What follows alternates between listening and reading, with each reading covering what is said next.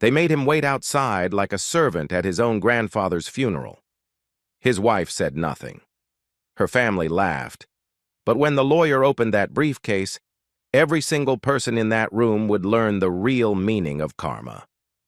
What secret had the old janitor been hiding for 41 years? Subscribe and turn on notifications, because the truth hidden in that will is about to change everything, and you don't want to miss a single second. Daniel Harper was 34 years old and earning $58,000 a year as a high school history teacher when his wife's family made him stand outside during his own grandfather's funeral reception. And what the reading of the will revealed 3 hours later would cost them everything they'd spent 20 years building. The November rain hammered against the windows of Lakeside Memorial Chapel on Oak Street in Portland.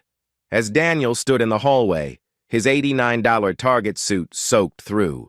Inside the reception room, his wife Victoria's family, the Sterlings of Sterling Investment Group, worth an estimated $47 million, laughed and drank $300 bottles of Chateau Margaux while his grandfather lay in a casket 50 ft away. The help doesn't belong in here during family time. Victoria's mother, Margaret Sterling, had announced loudly when Daniel tried to enter, though I suppose he thinks he's family now. Daniel had heard worse from them over the past 8 years of marriage. But today, at his grandfather's funeral, something inside him finally cracked. Not enough to make a scene. He'd learned that the Sterlings fed on confrontation like sharks on blood, but enough to make him remember what his grandfather, William Harper, had whispered to him in the hospital 3 weeks ago when the pancreatic cancer had reduced him to 97 lbs of translucent skin and jutting bones. Let them think they've won, son. Just wait for the lawyers. Daniel had thought it was the morphine talking. His grandfather had been a janitor at Lincoln High School in the suburbs for 41 years, retiring with a pension of $31,000 annually. He'd lived in the same rent-controlled apartment on Riverside Drive since 1983, paying $847 a month for a 2-bedroom that would cost $3,200 on the open market. The most valuable thing Daniel thought his grandfather owned was a 2006 Honda Civic with 187,000 miles on it. He had no idea how wrong he was. Daniel, sweetie, maybe you should just wait in the car. Victoria appeared in the hallway, her $2,400 Burberry dress immaculate, her expression that particular blend of pity and embarrassment she'd perfected over the years. Daddy's telling the story about the time you tried to explain cryptocurrency to him at the country club and everyone's laughing so hard. It's my grandfather's funeral, Victoria. I know, baby. I know. But you know how my family is. Just give them an hour, okay? Then we'll go home and I'll make your favorite lasagna. And Mr. Harper. A man in an impeccable charcoal suit appeared at the end of the hallway, carrying a leather briefcase with the gold-embossed logo of Anderson & Associates, one of the most expensive law firms in Portland with partners billing at $100 and $200 per hour. I'm Gregory Anderson. Your grandfather retained our services. I know this is difficult timing, but we need to conduct the reading of the will today as specified in Mr. William Harper's final wishes. The conference room is ready. Victoria's face went pale. Will? What will? Daniel, your grandfather didn't have anything to. Apparently, he did. Daniel felt something strange rising in his chest. Not quite hope. He'd had that beaten out of him years ago by the Sterlings, but something close to it. Where's the conference room? 3rd floor. I've already notified the other interested parties. Other parties? Victoria's voice climbed an octave. What other parties? Your family, Mrs. Harper. Your grandfather insisted they be present. If you enjoy stories of shocking family secrets and sweet revenge against the wealthy elite with a sweet reconciliation at the ending, kindly like this video and subscribe to the channel now. There are brand new stories here every day, each one more intense than the last one. And tell me in the comment where you are watching from. The conference room on the 3rd floor of Lakeside Memorial Chapel was designed for exactly these occasions. Families gathering to divide estates, to discover secrets, to fight over money while a body cooled in the basement. The mahogany table could seat 20. Today it held 12. On one side, Margaret Sterling, 61, in her $8,700 Chanel suit. Her husband, Robert Sterling, 64, founder and CEO of Sterling Investment Group. Their son, Tyler Sterling, 36, hedge fund manager with a $340,000 annual salary plus bonuses. Their daughter, Amanda Sterling Cruz, 33, married to a plastic surgeon and living off a $2.1 million trust fund. And Victoria on the other side, Daniel alone. "This is absurd," Margaret declared, her 3-carat diamond ring from Tiffany & Co. retail price $127,000, catching the light as she gestured dismissively. "Gregory, I don't know what that old janitor told you, but there's clearly been some mistake. The Harpers don't have estates. They have garage sales." Tyler snorted into his whiskey. Pappy Van Winkle, 23-year, $3,500 a bottle, which he'd brought from the reception. "This is priceless, Dad. Can you imagine? Maybe he's leaving Daniel his mop collection. Finally, something he's qualified to inherit." "Tyler," Victoria said weakly. But she didn't look at Daniel. She never looked at Daniel when her family attacked him. Gregory Anderson remained completely professional, unmoved by the Sterlings' sneering. He'd been a lawyer for 23 years, had handled estates worth hundreds of millions. He'd seen every variety of human greed and cruelty, but there was something in his eyes, just a flicker, that made Daniel think the man knew exactly what was coming and was enjoying the anticipation. Ladies and gentlemen, we're here for the reading of the last will and testament of William Thomas Harper, deceased November 15, 2024 at St. Mary's Hospital. Mr. Harper worked with our firm for the past 18 years to structure his estate and ensure his final wishes were executed precisely. 18 years? Robert Sterling frowned. "That's impossible. Your firm charges what? $500 an hour minimum. Our standard rate is $200 per hour, Mr. Sterling." Mr. Harper paid in full in advance for all services rendered. Total fees came to approximately $67,000 over the 18-year period. The Sterlings exchanged glances. Daniel felt dizzy. $67,000 in legal fees. His grandfather, who clipped coupons from the Sunday newspaper, who bought day-old bread from the bakery on Morrison Street, who had never in Daniel's entire life taken a vacation that wasn't camping in the Cascades. "This is a scam," Margaret announced. "I'm calling our attorney. You're welcome to do so, Mrs. Sterling. However, I should mention that you are specifically named in the will, which is why your presence was requested. Leaving now would mean forfeiting your opportunity to hear what Mr. Harper had to say to you." That stopped her. The Sterlings didn't forfeit anything. Gregory Anderson opened his briefcase and withdrew a thick document bound in navy leather. "I'll begin with the preliminary statements. I, William Thomas Harper, being of sound mind and body, do hereby declare this to be my last will and testament, revoking all previous wills and codicils. I have prepared this document with full knowledge of its contents and implications, having been advised by legal counsel at Anderson and Associates for the past 18 years. Daniel's hands were shaking. He pressed them flat against the mahogany table. "First, I wish to address the financial inventory of my estate. At the time of this document's preparation, my total assets are valued at approximately $74.3 million. The room exploded. Margaret Sterling's champagne glass, baccarat crystal, $85 per glass, shattered on the marble floor. Robert choked on his whiskey. Tyler's face went from smirking confidence to pale shock in under 3 seconds. Amanda grabbed her husband's arm, her perfectly manicured nails, weekly appointments at Serenity Spa, $150 per session, digging into his Armani suit jacket. Victoria just stared at Daniel, her mouth opening and closing like a fish drowning in air. "That's impossible," Robert managed. $74 million from a janitor's salary. This is fraud. This is Mr. Sterling. I assure you every dollar is accounted for and legal." Mr. Harper was quite thorough in his documentation. "Would you like me to continue?" "Yes," Daniel heard himself say. His voice sounded distant, like it was coming from underwater. Please continue. Gregory Anderson allowed himself the smallest smile. The source of my wealth requires explanation, as it will surprise those who knew me only as a custodial worker. In 1983, I inherited $127,000 from my uncle Edward Harper, who had no children of his own. Rather than spend this money, I invested it carefully and conservatively. I purchased a small apartment building in the Pearl District for $78,000, a neighborhood that was considered undesirable at the time. I lived frugally, continued working my job, and reinvested all rental income.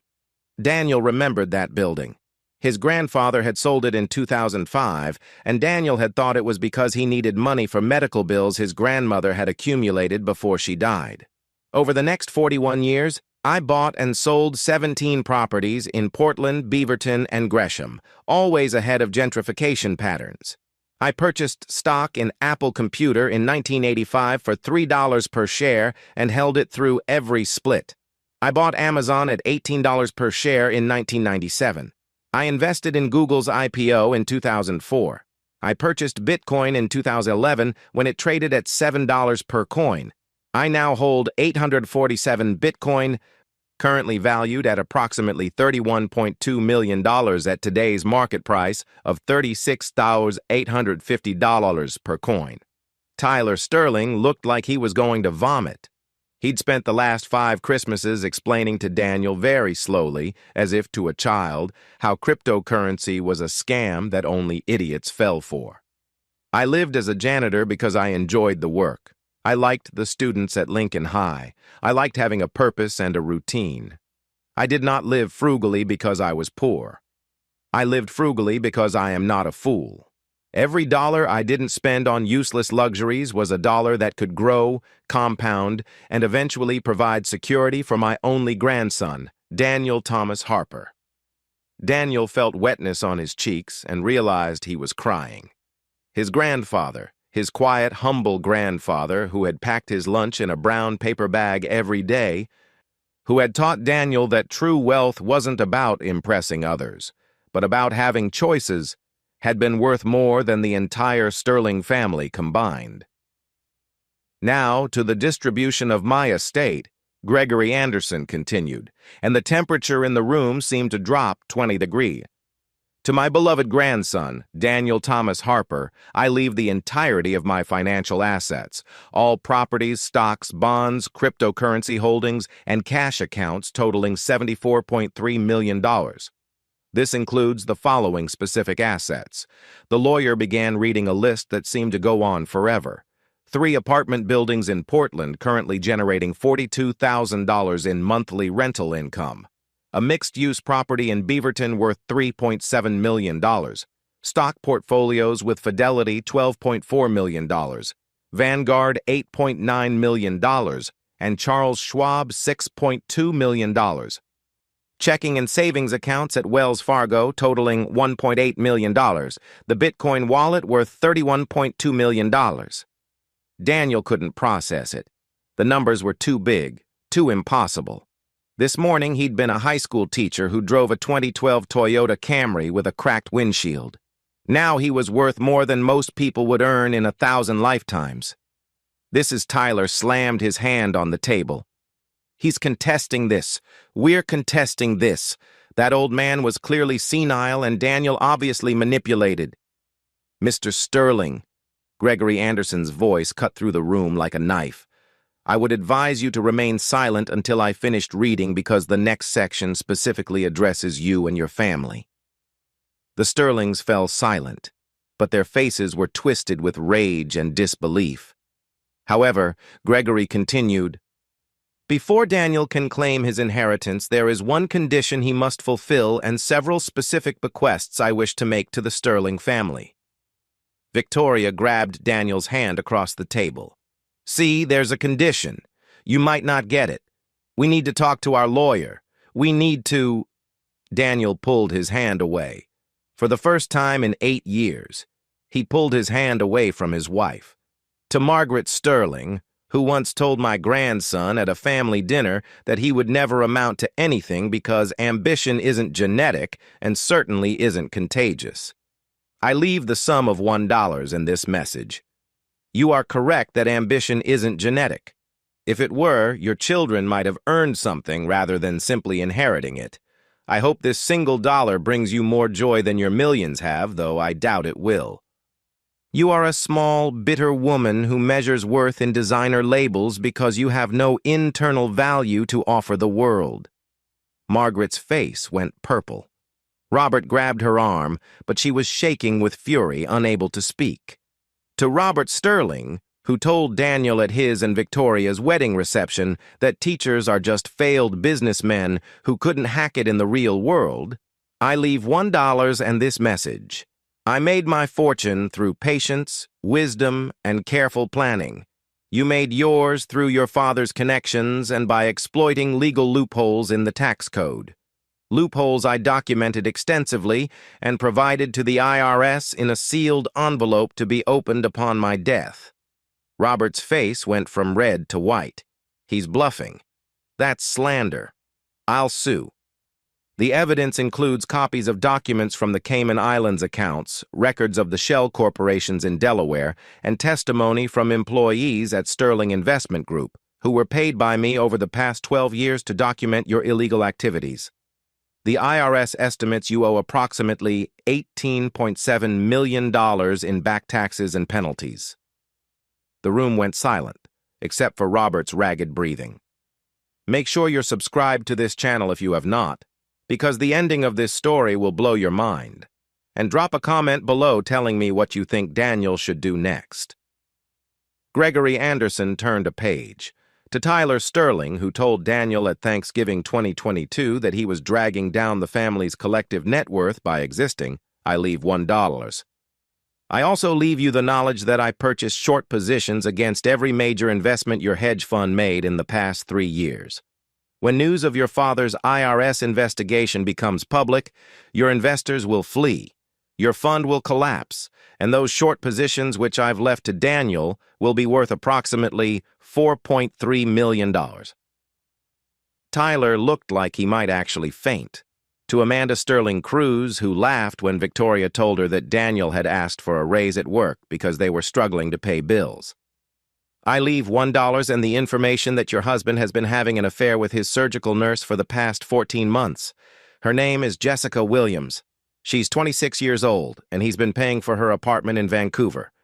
$3,400 per month using money from the joint account you believe is for business expenses.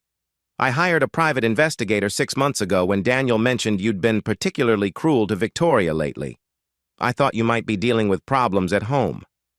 I was correct. Amanda's perfectly composed face crumpled. She turned to her husband, who wouldn't meet her eyes. And finally to my granddaughter-in-law, Victoria Harper, who I once hoped would be a true partner to my grandson. Gregory Anderson's voice softened slightly. I leave you nothing directly because you already have access to everything Daniel does, but I leave you with a choice and a truth. Victoria was crying now, mascara running down her cheeks, her hands trembling. The choice is this. You can remain married to Daniel and share in his inheritance, living a life of financial security you could never have imagined. Or you can choose your family, the family that has spent 8 years teaching you to be ashamed of the good, kind, hard-working man you married. But you cannot have both. The truth is this. I have been documenting every family gathering, every holiday, every wedding and birthday party for the past 8 years. Daniel thought I was simply taking photos and videos like any proud grandfather, but I was also recording audio on a device in my shirt pocket. I have 127 hours of your family mocking, belittling, and emotionally abusing my grandson while you stood by and said nothing. While you laughed along, while you chose them over him again and again and again, Victoria's sobs were the only sound in the room. Daniel's condition for receiving his inheritance is simple. He must listen to these recordings, all of them, and then decide whether he wishes to remain married to you. The recordings are stored with Gregory Anderson and will be provided to Daniel in their entirety. After he has listened to them, he has 6 months to make his decision. If he chooses to divorce you, you will receive nothing from his inheritance. I have structured a prenuptial trust that supersedes your marital assets, legally reviewed and approved by 3 separate law firms. If he chooses to remain married to you, you will share in his wealth. But know this, Victoria.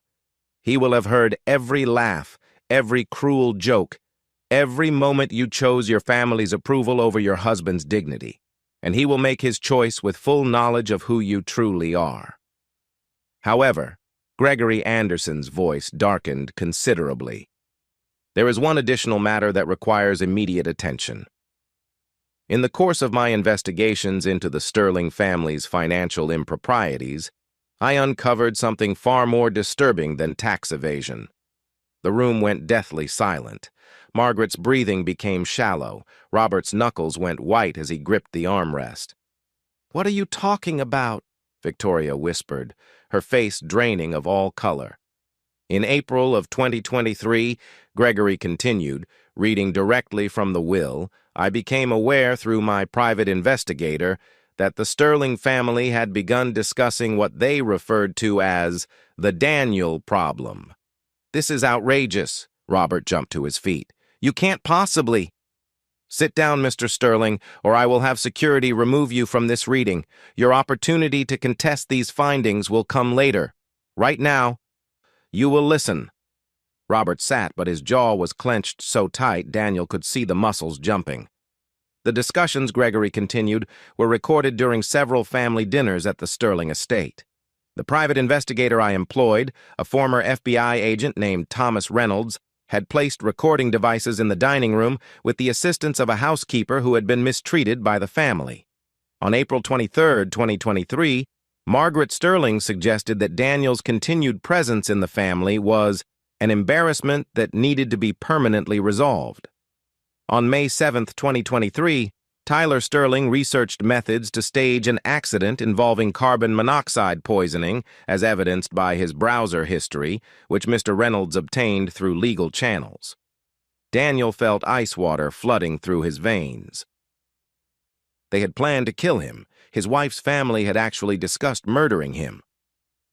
On May 19, 2023, Robert Sterling transferred $50,000 to an offshore account designated for family problem resolution, a transaction that was documented and traced to a known criminal facilitator in Seattle named Marcus Webb. "Amanda," Gregory said, looking directly at her, "your text message to your mother on June 3, 2023, read, 'Is the Daniel situation handled yet? V is getting suspicious about all the family meetings.'" The room was spinning. Daniel grabbed the edge of the table to steady himself, and Victoria, Gregory's voice was gentle now, almost sympathetic. "On June 8, 2023, your mother told you explicitly that they were planning to remove Daniel from the picture permanently. Your response, documented in a recorded phone call, was, 'I don't want to know the details. Just make sure it doesn't trace back to me.'" Victoria's sobbing intensified. No, I didn't mean. I thought they were talking about convincing you to leave, about paying you off. I didn't think." "You didn't ask," Gregory interrupted. "When your mother used the words, 'remove permanently,' you didn't ask for clarification. You simply said you didn't want to know the details." "The plan," Gregory continued, "was interrupted by 2 factors. First, Mr. Harper's health declined rapidly, and the family decided to wait until after his death, believing there would be no estate to complicate matters. Second, Mr. Harper informed me of the situation, and I immediately contacted the FBI. Special Agent Sarah Randy of the FBI's Portland field office has been building a case against the Sterling family for conspiracy to commit murder for the past 18 months. Gregory withdrew another folder from his briefcase. These documents, along with the recordings, text messages, financial records, and testimony from Marcus Webb, who agreed to cooperate in exchange for a reduced sentence on unrelated charges, will be turned over to the FBI immediately following this reading. Mr. Sterling, Mrs. Sterling, Tyler, Amanda, and yes, Victoria, you are all facing federal charges of conspiracy to commit murder. The penalties for such charges range from 10 years to life in federal prison. Daniel couldn't breathe, couldn't think. His wife had known they wanted to kill him and had said she didn't want to know the details, not know. Not stop, not I'll divorce him myself, just I don't want to know the details. Daniel, Victoria reached for him across the table. Please, you have to understand. I never thought they'd actually do it. I thought it was just talk, just my mother being dramatic. You have to believe me. Gregory Anderson carefully placed the documents back in his briefcase. Mr. Harper wanted you to know, Daniel, that you were never paranoid.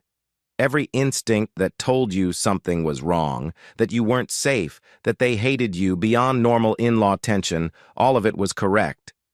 He spent the last 2 years of his life not just building your financial future, but protecting your physical life. The FBI will be waiting outside to take statements from everyone present. Mr. Harper's final wish was that you be free, Daniel. Free from financial dependence, free from emotional abuse, and free from people who valued their pride more than your life. This reading is concluded. Gregory Anderson closed his briefcase with a decisive click. As if on cue, the conference room doors opened. 4 FBI agents in dark suits entered, badges visible on their belts. Special Agent Sarah Randy, a woman in her mid-40s with sharp eyes and an air of absolute authority, stepped forward. Ladies and gentlemen, I'm Special Agent Randy with the FBI. Robert Sterling, Margaret Sterling, Tyler Sterling, Amanda Sterling Cruz, and Victoria Harper, you are all persons of interest in an ongoing federal investigation into conspiracy to commit murder. We need you to come with us for questioning. You can't do this, Margaret shrieked. We haven't done anything. Mrs. Sterling, I suggest you remain calm. We have recorded conversations, financial transactions, and testimony from multiple witnesses, including the individual your husband paid $50,000 to facilitate the murder of Daniel Harper. You will have the opportunity to explain your side of the story at our field office. I want my lawyer, Robert shouted. You are absolutely entitled to have an attorney present during questioning. We can wait for your legal representation to arrive. The Sterlings were ushered out one by one, each in a different stage of denial or panic. Margaret was still protesting her innocence. Robert was on his phone, frantically calling his attorney. Tyler looked like he might vomit. Amanda was crying silently. Victoria was the last to leave. She turned at the door, her eyes meeting Daniel's one final time. I'm sorry, she whispered. I'm so sorry. Daniel said nothing. There was nothing left to say. After they were gone, Daniel sat alone in the conference room with Gregory Anderson. The lawyer poured 2 glasses of water from a pitcher on the side table and handed one to Daniel. I know this is overwhelming. Overwhelming doesn't begin to cover it. My wife. They were going to kill me. And she knew. Not the full extent, perhaps, but she knew something was being planned, and she chose not to stop it. That's worse, isn't it? Daniel's voice was hollow. If she'd been in on it from the start, that would be one kind of evil. But this is choosing comfort over my life. Choosing not to know because knowing would require her to act. Gregory Anderson sat down across from him. Your grandfather understood something profound about human nature. People can commit terrible acts, not through active malice, but through passive complicity. Victoria didn't want you dead necessarily. She just didn't want to deal with the consequences of protecting you. That's a different kind of cruelty, but it's cruelty nonetheless. What happens now? To them? The FBI will build their case. With the evidence your grandfather compiled, it's quite strong. Robert and Margaret will likely face the most serious charges, as they initiated and funded the conspiracy. Tyler and Amanda were complicit. Victoria. Her case is more complex. A good attorney might argue she didn't take the threat seriously, that she thought it was hyperbole. But the fact remains that she was warned and did nothing. And to me, you're free, Mr. Harper. Free to live your life without fear, without shame, without people who view you as a problem to be solved. Your grandfather gave you that gift. Take it. Daniel stood on shaky legs. I need to go home. Which home? The apartment you shared with Victoria or somewhere new? Somewhere new?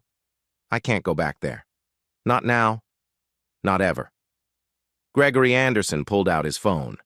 I know a real estate agent. She's discreet, efficient, and she owes me a favor. I can have her show you properties this week. Do it. I want to be moved out before Victoria makes bail. If she makes bail. Daniel left Lakeside Memorial Chapel through a side exit, avoiding the small crowd of journalists who had somehow already gotten wind of the FBI presence. The November rain had stopped, leaving the streets slick and reflective under the streetlights. His phone was ringing. Unknown number after unknown number. He turned it off.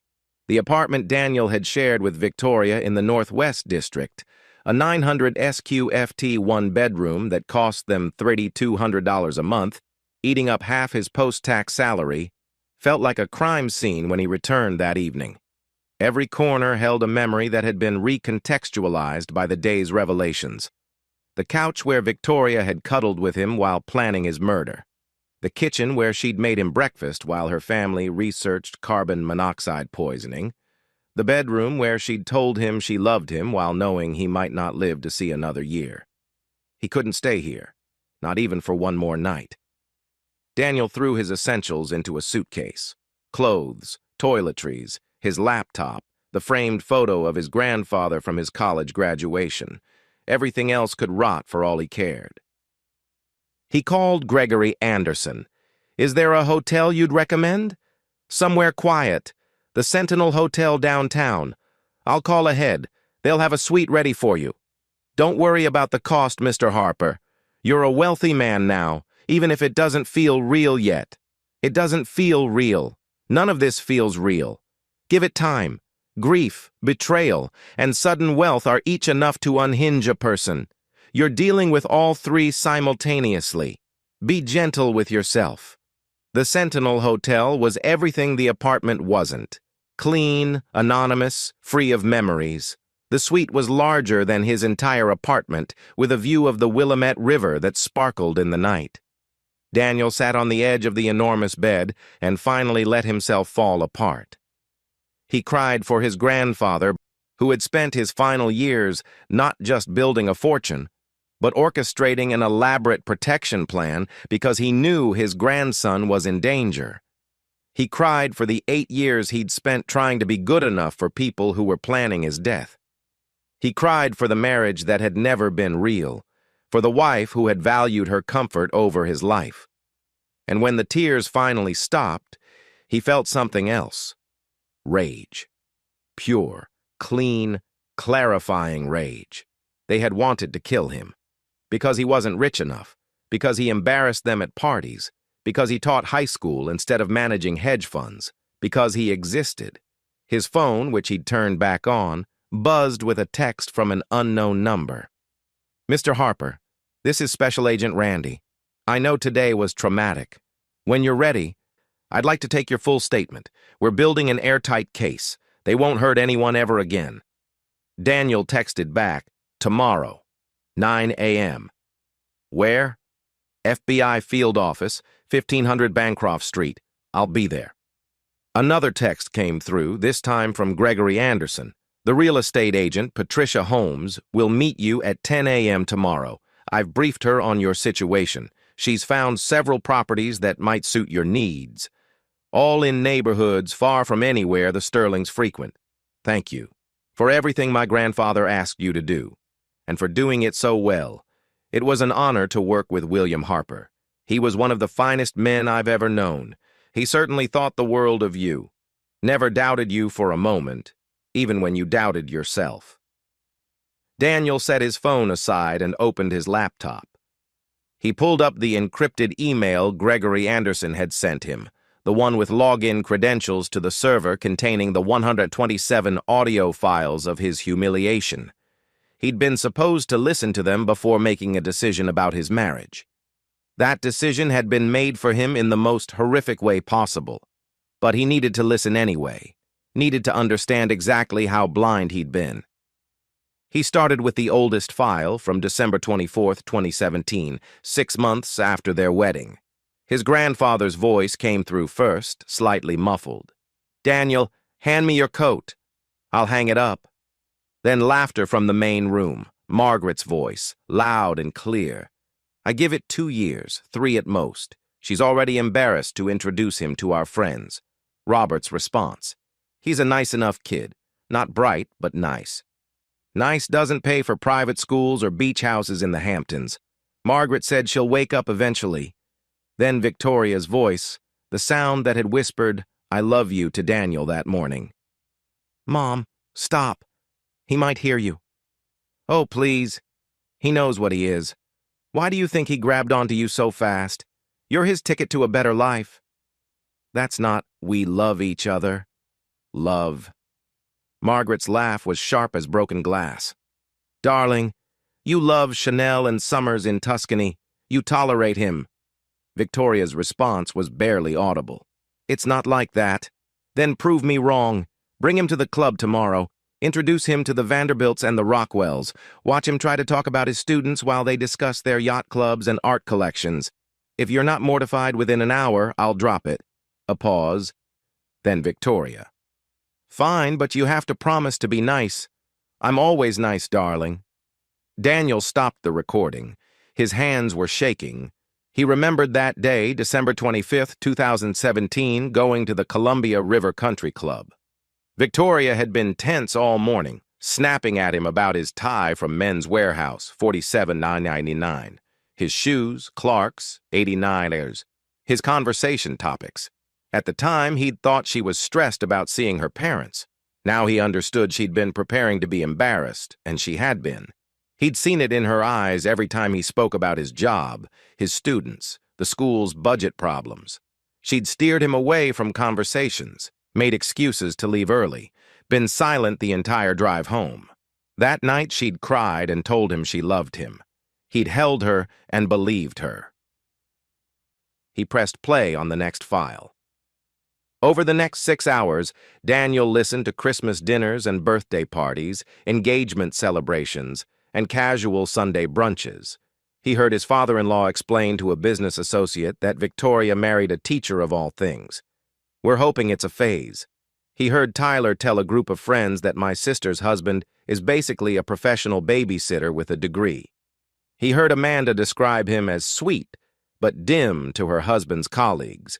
And through it all, he heard Victoria, not defending him, not arguing, not leaving, just agreeing softly, reluctantly sometimes, but always ultimately agreeing. "I know he's not what you wanted for me, Mom. He does try his best, even if his best isn't very impressive. Sometimes I wonder what life would have been like if I'd married someone like Dylan Rockwell. He started his own investment firm last year. I love Daniel, but I'm not blind to his limitations." The worst came from Thanksgiving 2022, file number 76. Daniel had asked his principal for a raise that week, $3,500 more per year, bringing his salary to $61,500. The principal had approved it. Daniel had been excited to tell Victoria, proud that his work was being recognized. He heard himself in the recording telling the family at dinner. Then silence, then Tyler's laugh. $61,000. $61,000. I spend that on my car insurance and wine budget combined. More laughter, then Margaret. "Well, at least the bar for exciting news is very low in your household, dear." And Victoria, his wife, the woman he'd held that morning and called the love of his life. "I know it's not much, but it's a big deal for Daniel. Let him have this. Not he works hard and deserves it. Not be respectful of my husband. Just let him have this like he was a child being humored with a participation trophy." Daniel stopped the recording at 2:47 a.m., having made it through 89 of the 127 files. He felt hollowed out, scraped raw. Every memory of the past 8 years was recontextualizing itself in his mind.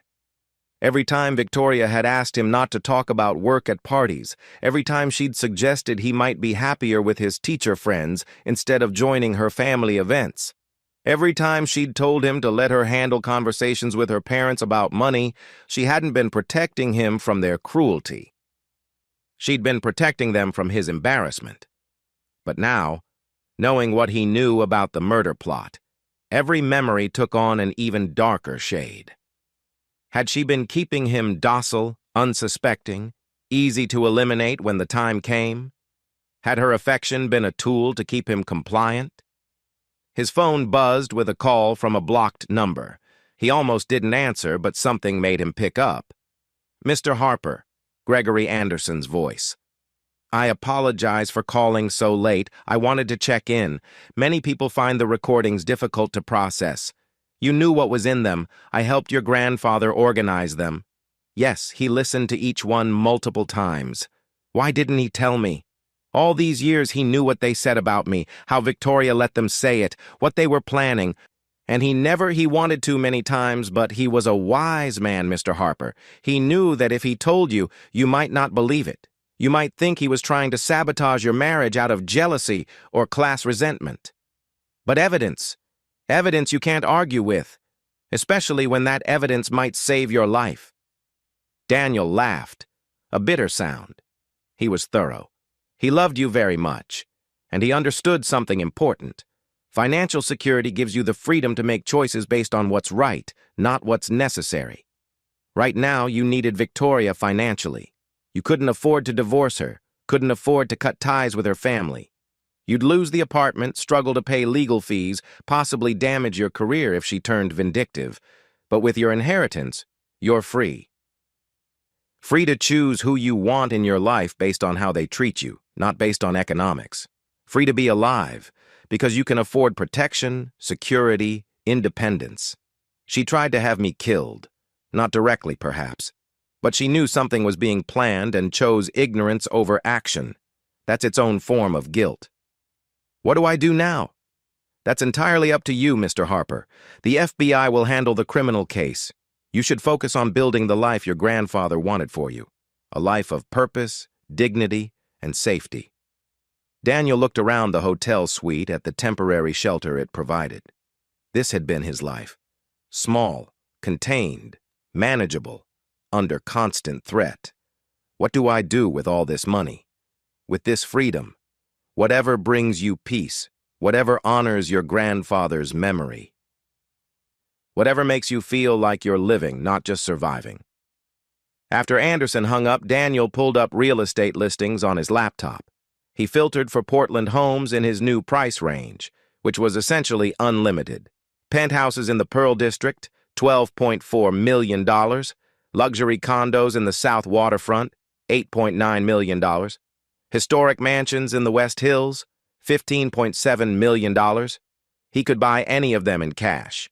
The thought was dizzying. Instead, he searched for something simpler, a 3-bedroom house in Laurelhurst, near his grandfather's old neighborhood. Craftsman-style, original hardwood floors, a view of Mount Hood. Listed at $2.3 million. He could buy it tomorrow without even denting his inheritance. His phone buzzed again. Victoria from her mother's phone, presumably her own having been confiscated by the FBI. "Please, Daniel, we need to talk. I love you. I know I've made mistakes, but I love you." He stared at the message for a long time. Did she love him? Had she ever? Or had she loved the idea of a safe, controllable husband who would never threaten her family's dominance in their marriage? A husband who could be eliminated if he became too inconvenient? He opened file number 127, the most recent recording. His grandfather's retirement party at Lincoln High, 6 months before his cancer diagnosis. Victoria had come reluctantly, complained about parking, spent most of the evening on her phone. He heard himself introducing Victoria to Mrs. Patterson, a colleague. "This is my wife, Victoria. Victoria, Mrs. Patterson teaches chemistry." "Lovely to meet you," Victoria said. Then to someone else, Tyler, visiting from the city for dinner afterward. "Can we leave soon?" This is depressing. All these people celebrating someone's retirement after 40 years of making minimum wage. It's not minimum wage, Tyler's voice amused. It's slightly above minimum wage. Very slightly. I don't know how Daniel does it every day surrounded by this mediocrity. Don't tell him I said that. Your secret's safe with me. Though honestly, isn't he kind of the definition of Tyler? Stop. What? It's not mean if it's true. He's a nice guy, Victoria. But let's be honest, he's not going to change the world teaching teenagers about the Civil War. He's not going to make money. He's not going anywhere. You could have married Dylan Rockwell and been living in a penthouse with a Porsche Cayenne. Instead, you're in a one-bedroom walk-up with a guy who thinks Olive Garden is fine dining. A long pause. Then, Victoria, I know just that. I know. Not he's a good man, not I don't care about money, not I love him. Just, I know. Daniel closed his laptop. Something in his chest. Something that had been cracking slowly over the past 8 hours finally broke completely. Not with anger, not with tears, just with a quiet, certain clarity. He picked up his phone and texted Gregory Anderson. I need you to do 3 things for me, Daniel wrote. First, start the paperwork for a divorce. I want the prenuptial trust activated immediately. Victoria gets nothing from my inheritance. Understood. Second, I want to buy a house. Send me the real estate agent's contact information. Budget is $3 million or under. I want to be moved in by the end of the month. Done. And third, I want to cooperate fully with the FBI investigation. Whatever they need from me, statements, testimony, anything. I want to make sure the Sterlings never hurt anyone again. There was a smile in Gregory's response. Your grandfather would be proud, Mr. Harper. He always said you were kinder than the Sterlings deserved, but never stupid. I'm done being kind to people who think kindness is weakness. If you're enjoying this story, hit that like button and let me know in the comments what you would have done in Daniel's situation. The FBI field office on Bancroft Street was a stark, imposing building that matched Daniel's mood perfectly when he arrived at 8:45 a.m. the next morning. Special Agent Sarah Randy met him in the lobby, her handshake firm and professional. Mr. Harper, thank you for coming in. I know this hasn't been easy. They tried to kill me. My wife knew. Easy doesn't really factor into it anymore. Fair point. Let's get your statement recorded, and then we can discuss what comes next.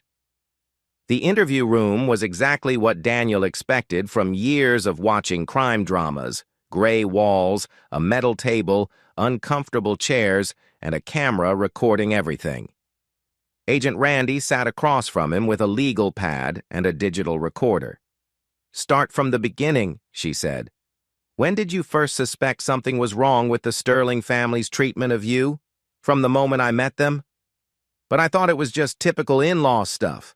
Snobbery, class prejudice. I never imagined.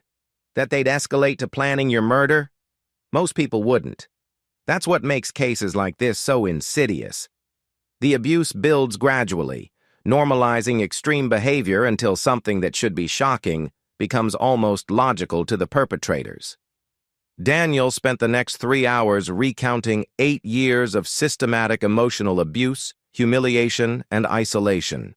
He described holidays where he was excluded from family photos, dinners where his achievements were mocked, and countless moments where Victoria had chosen her family's approval over his dignity. Then came the harder part, the months leading up to the murder plot.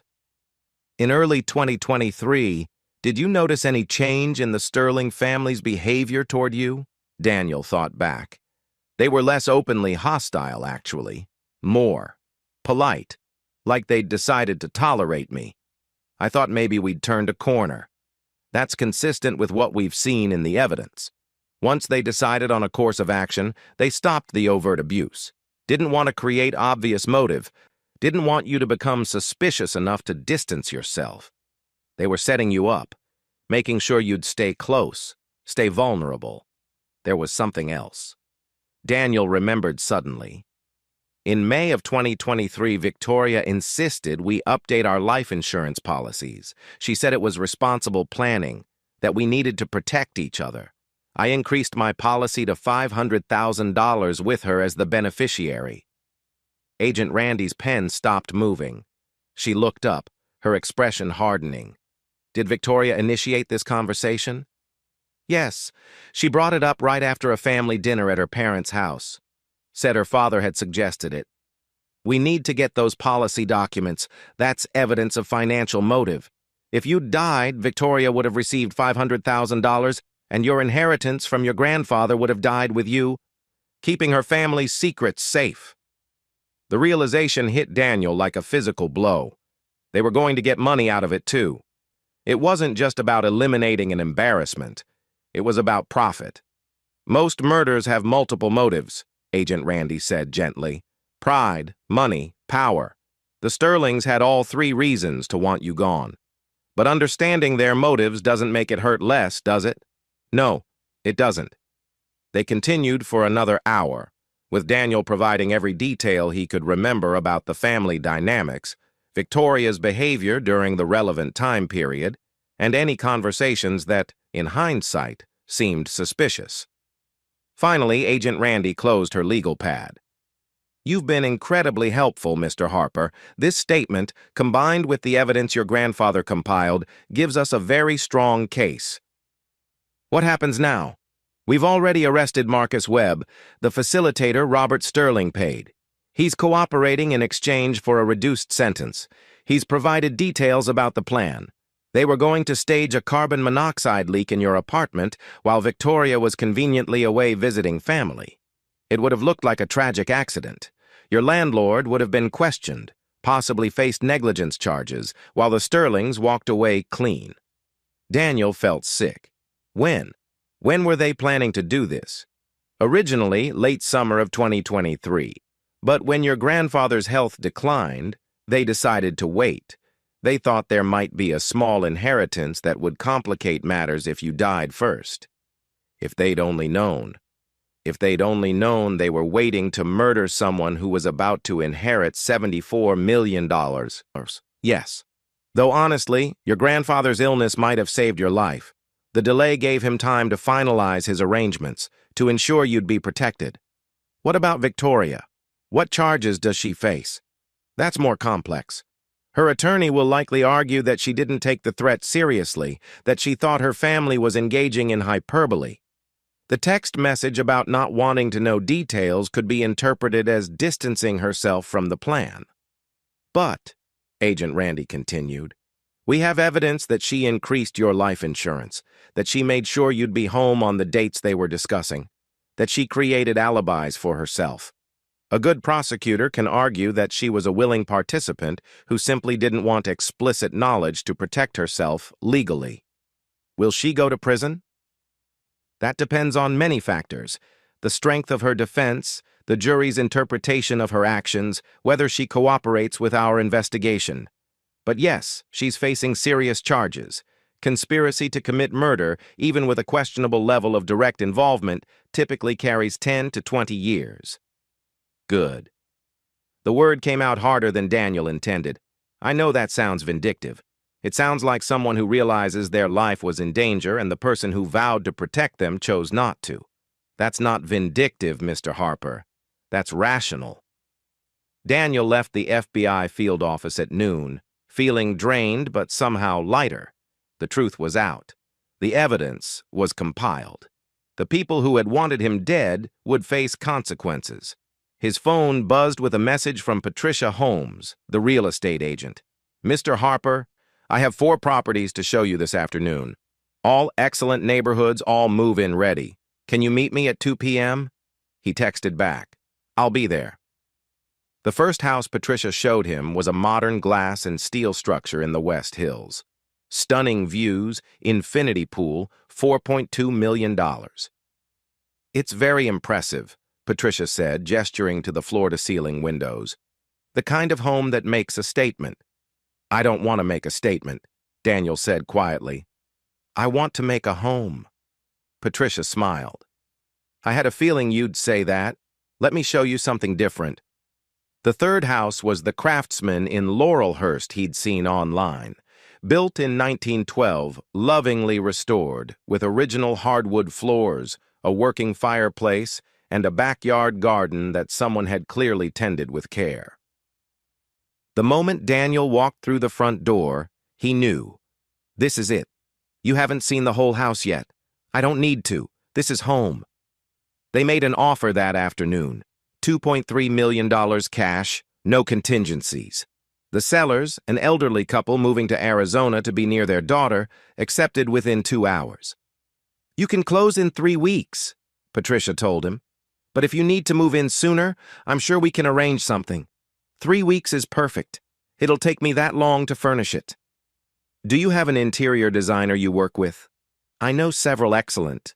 But if I may suggest, Mr. Harper, furnish it yourself. Take your time. Choose pieces that mean something to you, not pieces that impress others. You've spent 8 years living in someone else's version of your life. This is your chance to create your own. She was right. Over the next 3 weeks, Daniel did something he'd never done before. He made choices based solely on what he wanted. He bought a comfortable couch from a local furniture maker, $2,400, because he liked the craftsmanship, not the brand name. He found an antique desk at an estate sale, $800, because it reminded him of his grandfather's workspace. He filled the bookshelves with books he'd always wanted to read, but Victoria had dismissed as not impressive enough for guests to see. He set up the second bedroom as an office, the third as a guest room. And he left space on the walls for art he hadn't found yet, for memories he hadn't made yet, for a life he was only beginning to imagine. The news about the Sterling family's arrest had spread through Portland society like wildfire. The Oregonian ran a front-page story. Prominent investment family accused of murder plot. Local news channels covered it nightly. Social media exploded with speculation and outrage. Daniel's phone rang constantly with reporters requesting interviews. He declined them all. The only person from his old life he spoke to was Principal Anderson from Lincoln High. Daniel, I heard about everything. I'm so sorry. How are you holding up? I'm alive. That's more than the Sterlings wanted. Are you coming back to teach? The semester starts in 2 weeks. I want to. But I need to know if the school can handle the media attention, if my presence is going to be disruptive. Are you kidding? Principal Anderson's laugh was warm. You're a teacher who inherited millions and wants to keep teaching. You're about to become the most inspiring person our students have ever met. Come back whenever you're ready. We'll deal with the media together. Daniel returned to Lincoln High on the first day of the fall semester. He half expected whispers, stares, awkward questions. Instead, he got something different. His students treated him exactly the same as always. Well, Mr. Harper, one girl said during homeroom, we heard you're rich now.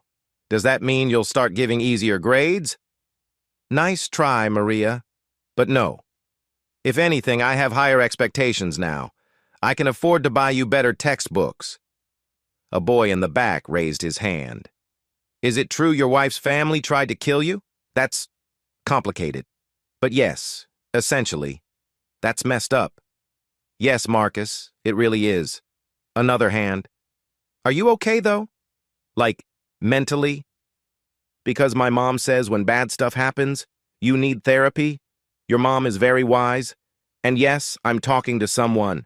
It helps. The class nodded, satisfied.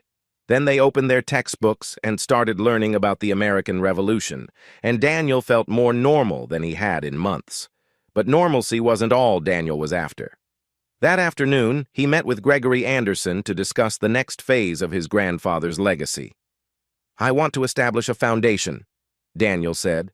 The William Harper Foundation for Educational Excellence. Initial endowment, $25 million. Gregory smiled. Your grandfather predicted you'd do something like this. He'd be proud. The foundation will provide full scholarships to students from low-income families who want to pursue teaching careers. Full tuition, room and board, living expenses, everything.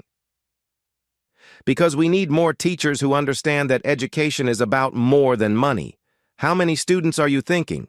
12 per year to start. That's approximately $1.7 million annually. I can sustain that indefinitely with the investment income alone. Gregory made notes. What else? A $5 million donation to Lincoln High for renovations, technology upgrades, and a permanent fund for classroom supplies. Teachers shouldn't have to buy their own pencils and paper. Agreed. Anything else? An after-school tutoring program. Free. Available to any student in the area who needs help. I want to hire retired teachers at $35 per hour, 3 hours per day, 5 days per week. Same thing my grandfather did, but systematized and expanded. Budget? Approximately $820,000 per year.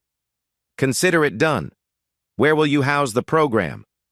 I'll rent a space on Riverside Drive near my grandfather's old apartment. We'll call it Harper's Place. Over the next 3 months, Daniel watched his grandfather's dream take shape. Harper's Place opened in December 2024, a renovated storefront with bright lights, new desks, and 15 retired teachers who remembered William Harper and were honored to carry on his work. The first week, 47 students showed up. By the end of the first month, they were serving 134 students. Kids who were failing math started passing. Students who'd never considered college began preparing for the SAT. One girl, a senior named Emma Rodriguez, approached Daniel after school one day in January. "Mr. Harper, I got into Stanford with a full scholarship." Her eyes were shining with tears. "I never thought. My mom works 2 jobs. We can't afford college. But I got in." Daniel felt his throat tighten. "That's incredible, Emma. Congratulations. It's because of Harper's Place. Mrs. Randy helped me with calculus every day for 3 months. Mr. Washington helped me write my college essay. And you. You showed me that teachers can change lives. I want to be a teacher too.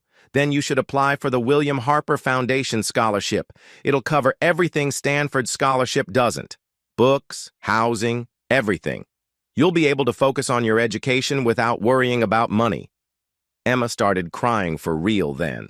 Her mother, whom Daniel had invited to the meeting, hugged her daughter and whispered thank you over and over. These were the moments that made everything else worthwhile. The divorce proceedings moved forward steadily. Victoria's attorney had tried to challenge the prenuptial trust, but 3 separate law firms had reviewed William Harper's work and confirmed it was ironclad. Victoria would receive her share of the marital assets accumulated during their marriage, which amounted to about $87,000 from joint savings accounts funded by her family's gifts, half the furniture from their old apartment, and her car. That's it. 8 years of marriage, and she walked away with less than $100,000. The criminal trial was scheduled for May 2025. The FBI had built an overwhelming case. Robert Sterling faced charges of conspiracy to commit murder, tax evasion, and wire fraud. Margaret Sterling faced conspiracy charges.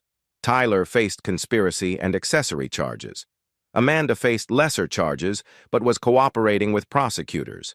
And Victoria's case was complicated by her attorney's argument that she hadn't understood the seriousness of her family's plans.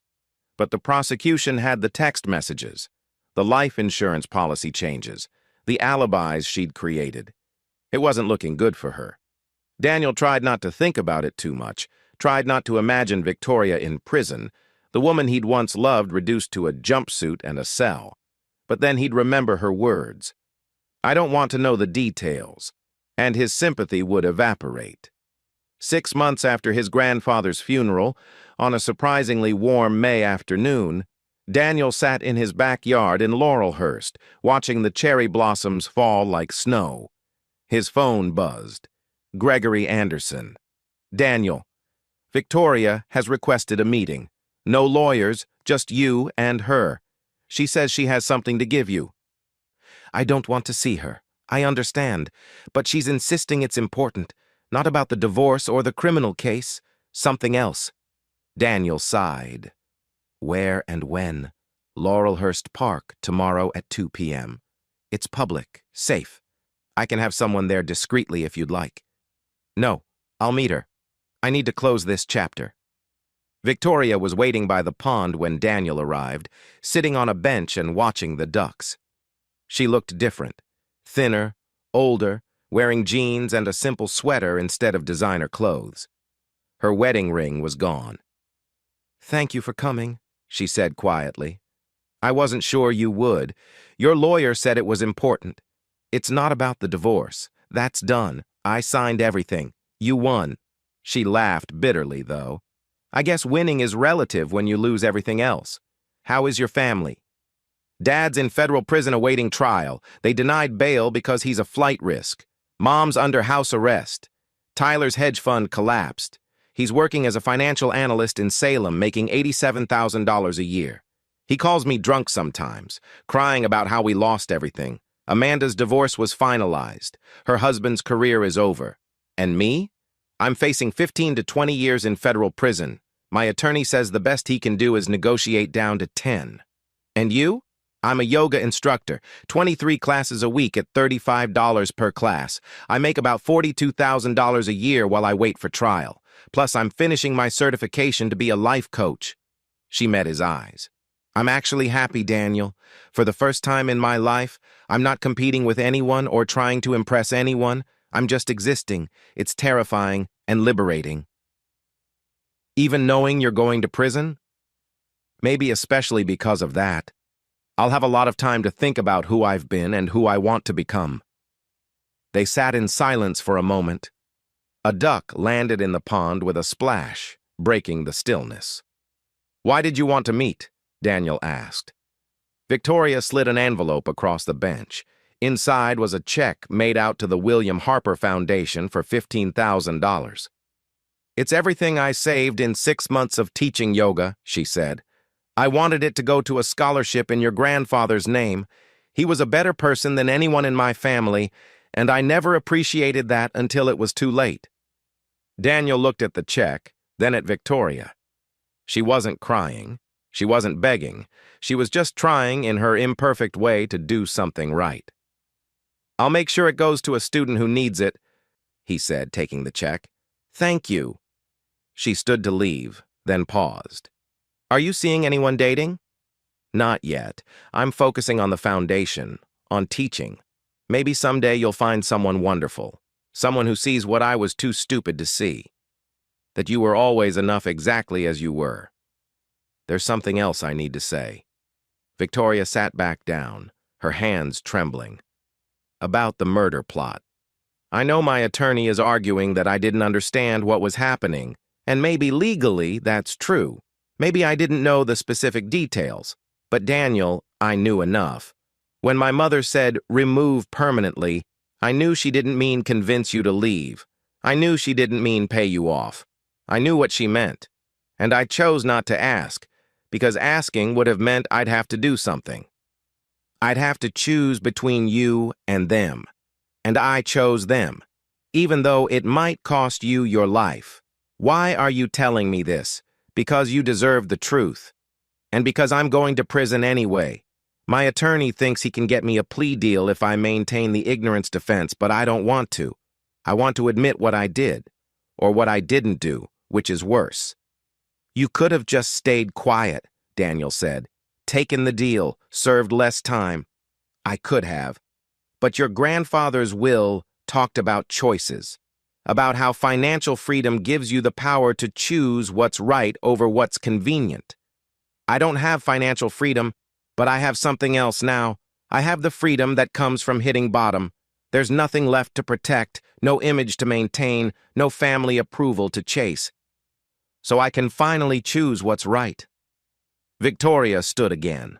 This time, she didn't look back. "I hope you build something beautiful with your life, Daniel. Something that honors your grandfather and the man you've always been." "I hope you find peace," he said honestly. "Even after everything, I hope you find some kind of peace."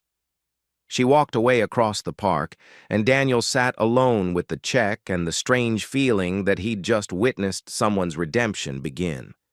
It didn't change what she'd done, didn't erase the 8 years of betrayal and the moment she'd chosen not to save his life. But it was something. A first step. Maybe that was all anyone could ask for. 3 weeks later, Victoria Harper pleaded guilty to conspiracy to commit murder, rejecting her attorney's advice and the prosecution's plea deal. She received a sentence of 12 years in federal prison, with the possibility of parole after 8. Robert Sterling received 15 years for conspiracy and 7 years for tax evasion, to be served consecutively. Margaret received 10 years. Tyler received 8 years. Amanda, who had cooperated extensively, received 3 years and probation. The investment firm collapsed. The Sterling name, once synonymous with wealth and prestige in Portland, became synonymous with greed and attempted murder. Their story became a cautionary tale, taught in ethics classes and discussed in op-eds about the corrupting influence of unchecked privilege. Daniel tried not to pay attention to the media coverage. He had more important things to focus on. By the fall of 2025, the William Harper Foundation had awarded scholarships to 24 students. Harper's Place was serving 347 students per week. Lincoln High had completed its renovations, transforming the building his grandfather had cleaned for 41 years into a state-of-the-art learning facility. And Daniel had finally started to feel like himself. Not the diminished version the Sterlings had tried to create, but the person his grandfather had always known he could be. One afternoon in October, Gregory Anderson called with an unexpected proposal. "Mr. Harper, there's someone I'd like you to meet. Her name is Rachel Kim. She's a social worker with the state, works with foster kids aging out of the system. She's brilliant, passionate about education equity, and she's looking for partners to help create a program giving former foster youth access to college prep and scholarship resources." "Why are you telling me this?" "Because your grandfather knew her.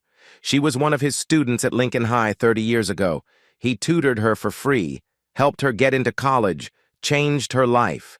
When she heard about the foundation, she reached out to me. She has a proposal for a partnership that could help hundreds of kids every year." "What's the budget?" $3 million annually for the first 5 years. Daniel didn't hesitate. Set up the meeting. Gregory laughed. "Your grandfather told me once that you had his heart. He was worried the Sterlings would crush it out of you.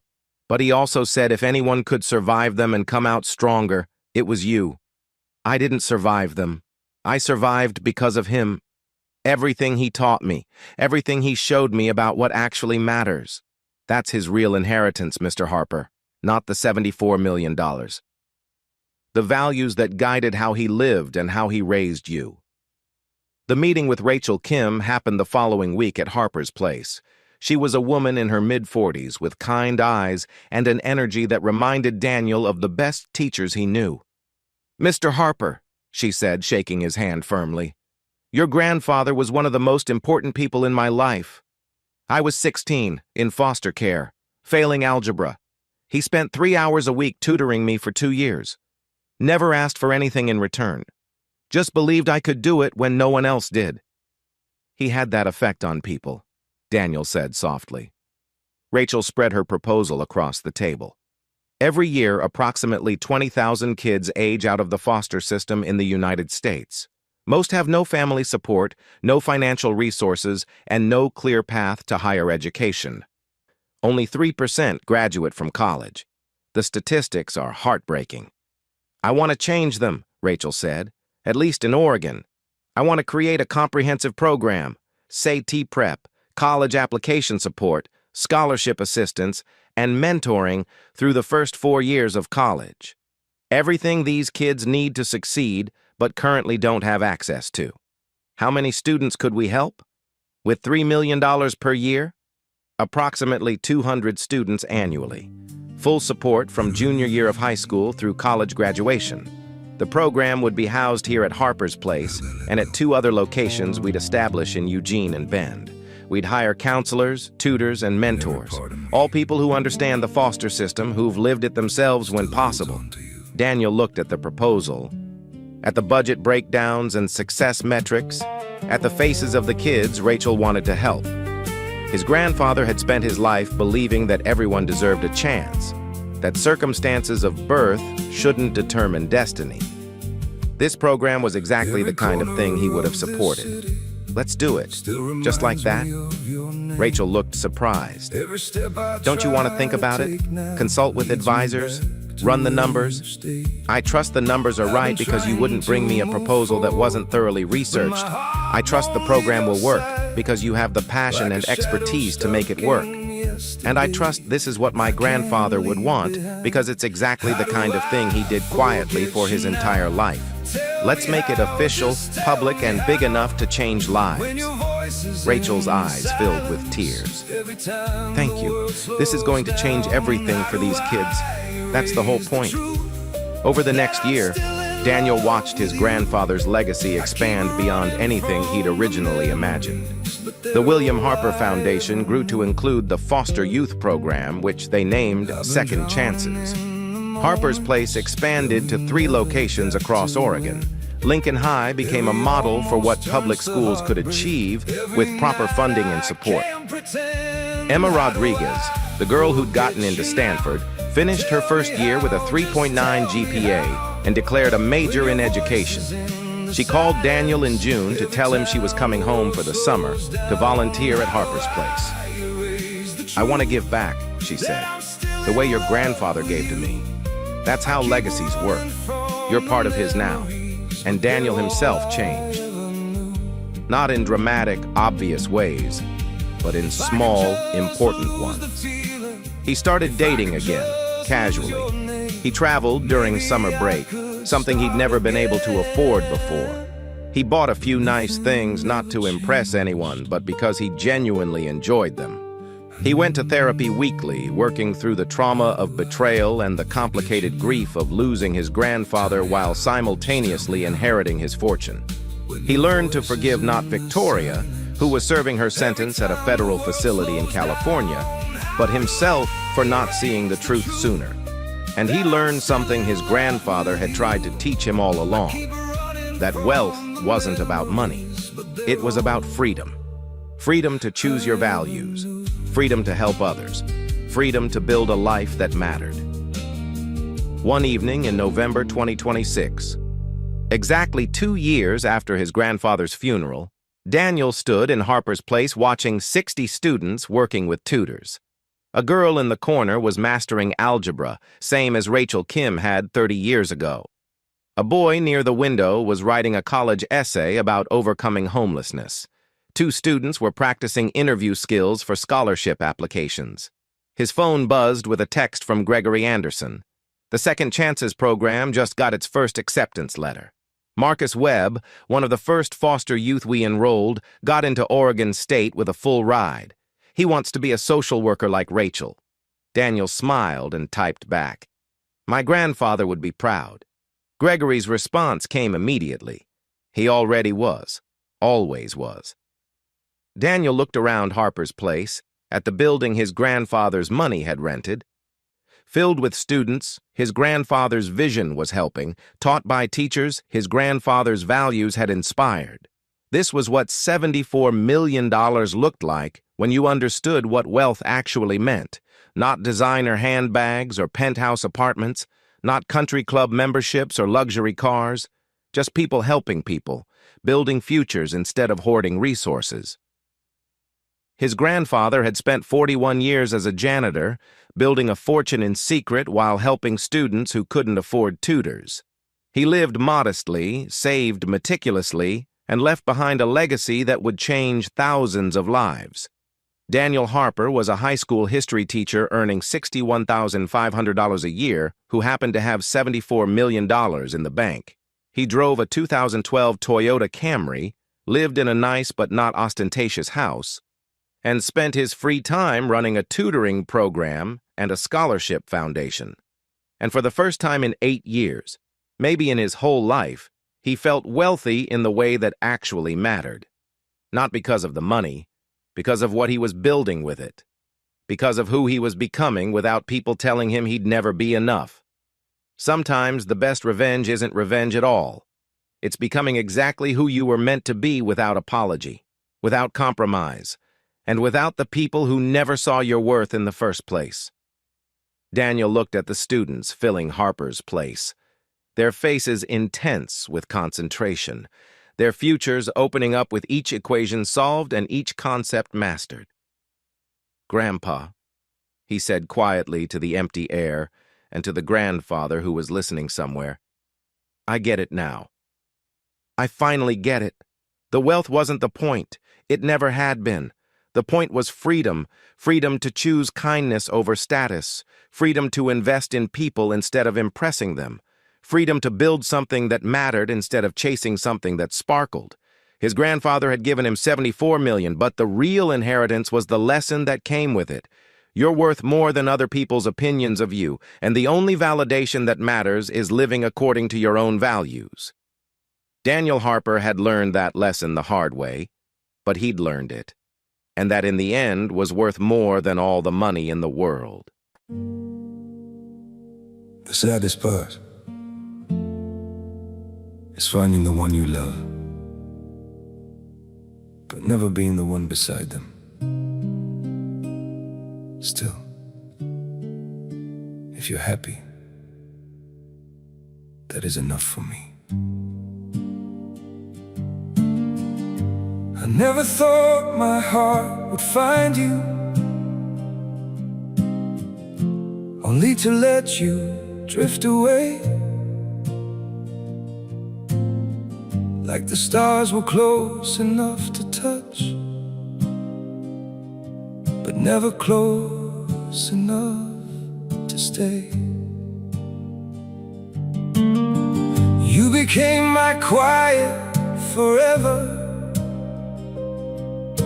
the wish I could not make come true.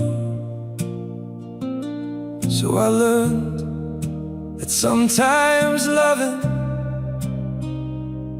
means not holding on to you. The hardest part is loving someone you can never truly keep. Standing close enough to cherish, but too far to be complete. And maybe love is not possession, not always meant to stay. If your smile belongs to someone else, I'll still love you anyway. I may never walk beside you, never be your chosen home, but knowing life is kind to you will soften being alone. The hardest part is loving someone you can never truly keep. Standing close enough to cherish, but too far to be complete.